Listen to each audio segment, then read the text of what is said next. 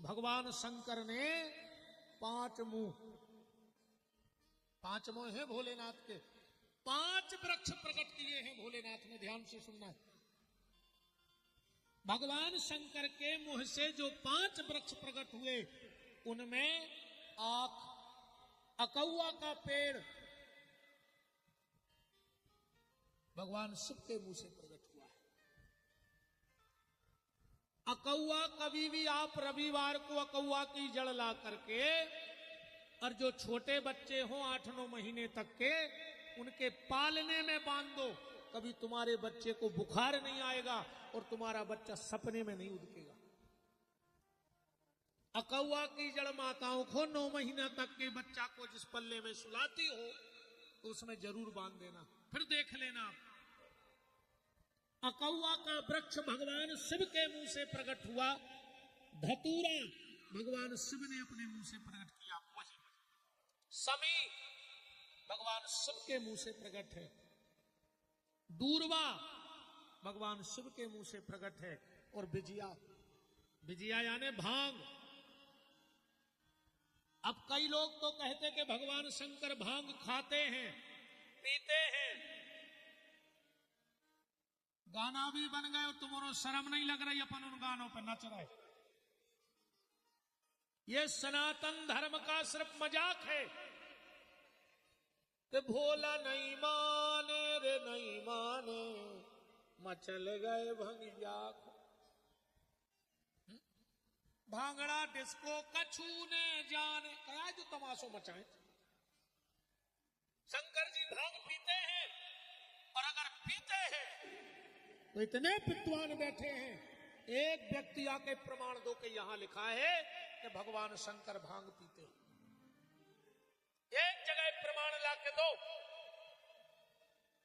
भगवान शंकर भांग पीते नहीं हैं, भगवान शंकर पे भांग का लेप लगता है। क्यों?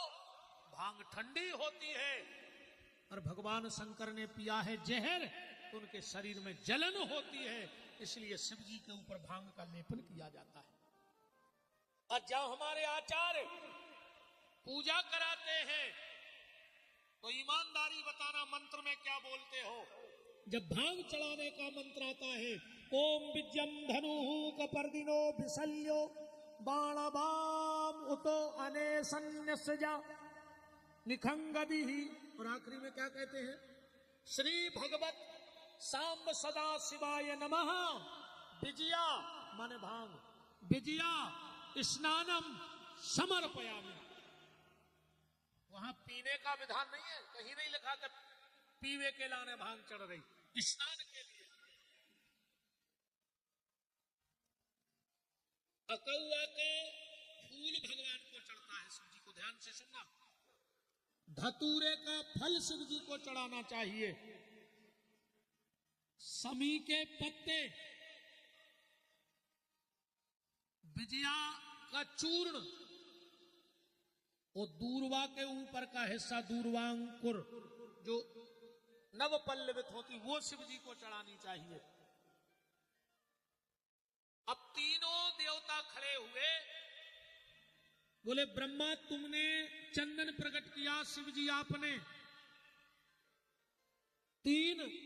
5 वृक्ष प्रकट किए। अब विष्णु बोले कि हमारी इच्छा है कि हम तीनों मिलकर के एक वृक्ष प्रकट करें।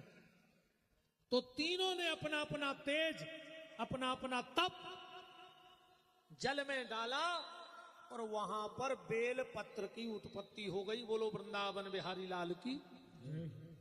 एक प्रमाण तो यह मिलता है कि बेलपत्री 3 ही जनों ने बनाई, ब्रह्मा विष्णु महेश ने। और एक प्रमाण और मिला था, श्री सूत्र में जो विद्वान बैठे हो उसमें आया है, हिरण्य वर्णाम हरणीम चंद्राम हिरण्यमयीं लक्ष्मीं जात वेदो मावहताम आवह जात वेदो लक्ष्मी मनपगामिनी यश्यम हिरण्यम बिंदेयम गामस्सम पुरुषानहमस्य पूर्वामृतमाध्याम हस्तनाद प्रमोदिनी श्रियम देवी मुफे। 16 मंत्र है, तुम्हारे पढ़त रज्जु। हम जितने आते उतने हमने पढ़ता है। अब पूरे हमारी को नहीं आ रहे, हम तुम्हें क्या बता दें। अरे हम पढ़ाई दें सो तुम्हें क्या समझ में आ रही कि हमने क्या कही। ऐसे तुम तो अपनी भाषा में समझो। बताओ अच्छा माने मंत्र पढ़ के हमने कर दिया, तुम्हें समझ में आ जाए कि हमने कहा कही? इसे तुम तो अपनी बात पे आओ सीधे सीधे। एक समय क्या हुआ, माता महालक्ष्मी ने गोलोक वैकुंठ में शिवाराधना करने का संकल्प लिया। और जब शिवाराधना की तो संकल्प ले लिया, और किसी भी चीज का संकल्प ले लिया जाए और उसे पूर्ण ना किया जाए तो उसका दोष लगता है। इसलिए मैं कई बार माताओं आपसे हाथ जोड़ के कहता हूं, किसी भी मंदिर में जाया करो, कोनो बोलना बदना न करू करे, का पता अपन नहीं कर पाए। मान के चलो तुम के आई हमें ऐसो कर दो मर गई, या हम के और मर गए, तो वो दोष लग गो का नहीं लग गो, अपन कर तो पाए नहीं है। तो भगवान के मंदिर में जाके ऐसी प्रतिज्ञाएं मत किया करो, भगवान से जाके दई कि हमारी जो समर्थ हुई है वो हम कर हैं, अगर आपकी कृपा रही, पर जाना ही कि हमें हमारे ऐसो काम हो जाए तो हमें ऐसो कर है, गलत है, उसमें तुम्हें दोष लगेगा।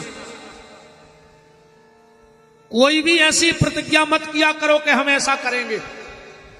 प्रभु तुमने चाहा, तुमने माध्यम बनाया तो हो जाएगा, पर मेरा संकल्प नहीं है। लक्ष्मी ने संकल्प ले लिया, और जब हमारे यहां संकल्प लिया जाता है तो पहले पंडित जी यजमान से कहते हैं 3 बार विष्णु बोलो, तो यजमान कहते हैं विष्णु विष्णु विष्णु, फिर 3 बार पंडित जी विष्णु बोला थे, ओम विष्णोर विष्णोर विष्णु तदा विष्णुराज्ञा प्रवर्तमानस्य अत्त ब्राह्मण द्वितीय प्रार्धे श्री श्वेत बाराह कल्पे भाई बस मनमंतरे अष्टाविंशति तमे कलियुगे कलि ब्रह्मचणे जम्बूदीपे भरतखंडे भारत। बहुत लंबो चुंबो रहे वो भी 3 बार विष्णु बोलते हैं। यजमान कहते हैं हम 3 बार विष्णु की कसम खा रहे, हम तुम्हारो दान दक्षिणा ईमानदारी से दें। तो पंडित जी कहते हैं अब हम भी 3 बार विष्णु की कसम खा रहे कि हम तुम्हारो पूजा पाठ ईमानदारी से करें। और अगर जब किसी आचार्य या यजमान के द्वारा संकल्प हो जाए तो यजमान को भी निश्चिंत हो जाओ चाहिए। पंडित जी ने कसम खा ली, अब जे करें चाहे न करें तो जे भोग हैं। जब हमारे पंडित जी हमें बैठे हैं, अगर जे पाठ न करें तो जे भोग हैं। और भगवान के घरे हमने पहले ही कही थी तो कोनो VIP दरवाजो नहीं है कि विपिन बिहारी आ रहा है सो पीछे हो निकाल ले, ये शास्त्री जी पाठ करत रहे सो इनको पीछे नहीं, गलती हुई है तो इनको भी भोग न पाले। हम गलती करे हैं तो हम भोग हैं, ये में बिल्कुल 2 मत नहीं है। भगवान के कानून से विपिन बिहारी भी नहीं बच रहा है, वो नहीं बचना है। तो लक्ष्मी जी ने संकल्प ले लिया कि मैं नारायण की कसम खा के कहती हूं भगवान शंकर को 108 फल चढ़ाऊंगी। कमरे में बैठ गई, सबसे मना कर दिया कि आज कमरे में कोई नहीं आएगा, कक्ष में मैं पूजा कर रही हूं, मैं बुलाऊं तब भी भीतर मत आना जब तक मैं बाहर ना आ जाऊं। अब भगवान शिव की माया भगवान शिव जाने, फल चढ़ाते चढ़ाते 107 फल बचे। एक फल कहां चला गया वो तो राम जाने और भोलेनाथ जाने।